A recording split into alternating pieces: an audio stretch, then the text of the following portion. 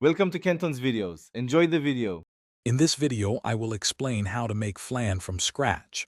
Combine 1 cup of sugar and 1/4 cup of water in a saucepan over medium heat.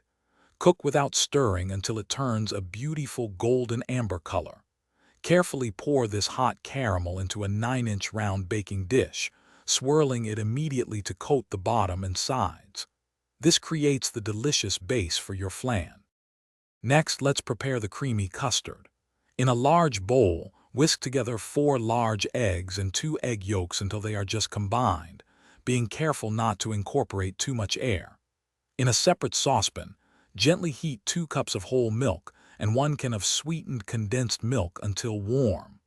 Slowly pour the warm milk mixture into the egg mixture, whisking constantly to temper the eggs. Now it's time to bake our flan. Carefully pour the prepared custard mixture over the cooled caramel in your baking dish. Place this dish into a larger roasting pan.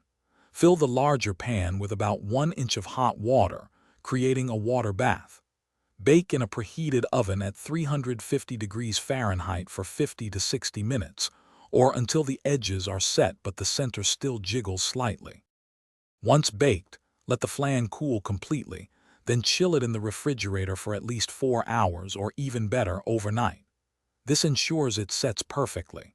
When ready to serve, run a thin knife around the edge of the dish to loosen it. Place a serving plate over the top and carefully invert the flan. The caramel sauce will cascade beautifully over the custard. For more great deals and a book that can truly change how you think about money, check the description below. Enjoy your homemade flan. Thanks for watching. Consider subscribing if we helped you.